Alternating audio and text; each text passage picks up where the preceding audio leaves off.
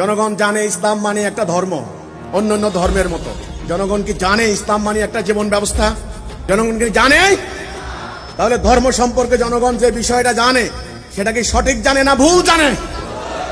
এই জন্য জনগণ মানুষের তৈরি বিধান মানে, আল্লাহর তৈরি বিধান মানে না।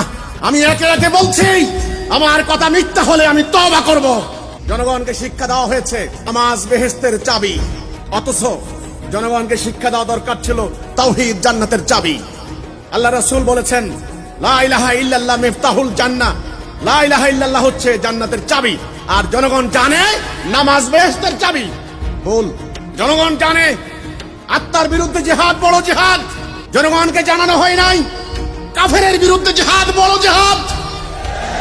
জিহাদে আকবর সূরা ফুরকানের 52 নম্বর আয়াত পড়ে দেখুন, মিথ্যা বললে জিহ্বা কেটে ফেলবো। জনগণ জানে আইন মানতে হবে, কিন্তু কার আইন মানতে হবে জনগণ জানে না। আল্লাহর আইন না মানলে কাফের। জনগণকে শিক্ষা দেওয়া হয় নাই। কুতিবা আলাইকুমুস সিয়াম, জনগণ জানে তোমাদের জন্য রোজা ফরজ, জনগণ রোজা রাখে। কুতিবা আলাইকুমুল কিসাস, কিসাস তোমাদের জন্য ফরজ করে দিলাম। কুতিবা আলাইকুমুল কিতাল, কিতাল ফরজ করে দিলাম। এই দুখান জিনিস জনগণ জানে না কেন? উত্তর দেবেন।